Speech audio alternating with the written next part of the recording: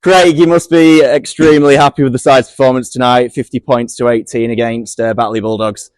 Yeah, delighted, mate. It's one of them things that we've been striving towards in every game this season. I think we've referenced our attack at times, but I think what we built our attack on today were the defensive desire and replicating set after set, defending. Batley coming out of their 20-metre area, making them kick within their 40, which is something that we've tried to focus on quite a lot in training, about making sure that we get that side of the game right and the attacking side of the game will come. And it did today. I think we got the message. We gave the players a fairly simple game plan again, which will just basically carry hard and direct. And we put a bit of responsibility on the nines to make sure that you double up a quick play of the ball rather than going wide, because I think that's been our failure at times when we've got the ball and then we get a quick play of the ball and then go too wide too soon. You've got to double up a quick play of the ball by going forward, and then the defence sort of peels in from the outside, and that's when the space comes. So I thought we executed the game plan really well. Still areas where we can get better. Defensively in that first half, we managed to defend our goal line twice, and we conceded 2 tries, but certainly second half very, very good, and just an error over the line there just to give them a try at the end. But very, very pleasing.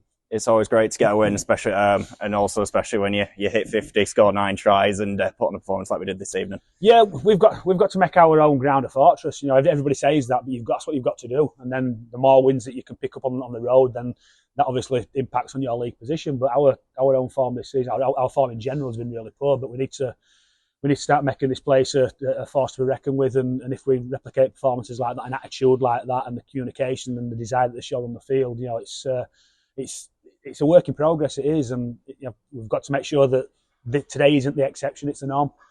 And it takes a bit of time to get there, and it sometimes feels like you're going backwards, and it has felt like that at times. But I think there's green shoots that have been showing, and I think they certainly bloomed there today. And we're coming off the back of quite a lot of adversity. We were down to 17 players today. Another one pulled out at 4:20 poorly. So you're changing your team 2-3 hours before kickoff, and then obviously Marshall goes down in the second half. In the first half, and we played them all the second half without Marshall.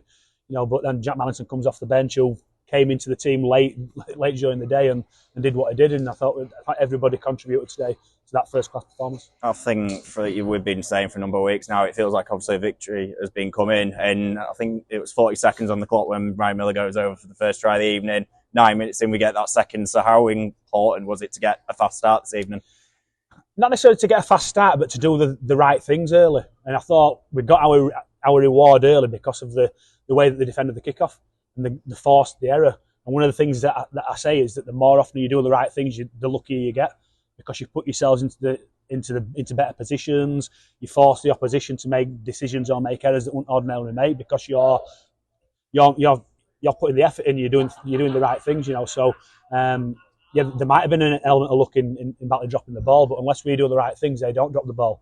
So like I said, the more often you do the right things, the luckier that you get, and that's what put us into that position. So for us to start the game in that right way, not necessarily scoring points, but to start the game defensively really solid, that was sort of pleasing and put us in that position. And just how important is it now that obviously we try and replicate this performance? We go to Bradford next week, where we've already been once. We gave them a really, really good, strong performance in that first half in the cup game. How important is it that we replicate tonight and do it again next week? Yeah, definitely. Like I said, this can't be the exception. It's got to be the norm in terms of the attitude and the execution of the game plan and the desire which they showed today.